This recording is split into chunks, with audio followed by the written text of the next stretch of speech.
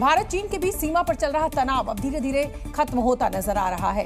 प्रधानमंत्री Modi Xi Jinping की मुलाकात और समझौते पर बात के बाद चीनी सेना ने अपने पैर वापस खींच लिए। पूर्वी लद्दाख सेक्टर में भारत और चीन के सैनिकों की डिसएंगेजमेंट शुरू हो गई है। दोनों पक्षों के बीच हुए समझौते के अनुसार ये कदम उठाया जा रहा है।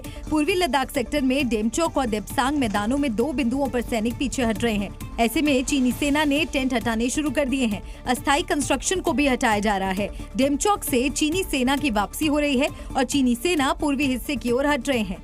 भारत और चीन के बीच हुए समझौते के बाद पूर्वी लद्दाख में हालात बेहतर हुए हैं और दोनों देशों की सेनाएं पीछे हटने लगी हैं। देपसांग कमांडर स्तर की मीटिंग 22 अक्टूबर से शुरू हुई थी। इस मीटिंग में दोनों देशों के बीच सहमति बनी और अब सेनाएं पीछे हटने लगी हैं। बुधवार डेमचौक में दोनों तरफ से एक एक टेंट हटाया गया। गुरुवार को भी कुछ टेम्पररी स्ट्रक्चर भी तोड़े गए हैं और अब तक 40% डिसएंगेजमेंट हो चुका है। चीनी सेना और भारतीय सेना की ओर से अस्थायी संरचना और बेस हटा दिए गए हैं।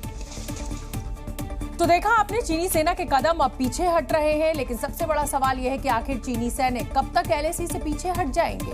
हम आपको बता दें कि एलएसी पर 2020 की स्थिति बहाल करने के लिए चीन अब राजी हो चुका है। सेनाओं के पीछे हटाने पर चीन अब तैयार है। अब चीनी सैनिक चार्डिंग नाला से पीछे हट रहे हैं। चार्डिंग नाला के पूर्वी हिस्से की ओर हट रहे हैं चीनी सैनिक। चीनी सेना अस्थायी कंस्ट्रक्शन को भी हटा रही है, यानी यहां अतिक्रमण था, वहां से चीनी आर्मी अब हट जाएगी। और सबसे बड़ी बात यह भी है कि चीनी सेना 4 से 5 दिनों में डिसएंगेजमेंट को पूरा कर लेगी। जी न्यूज़।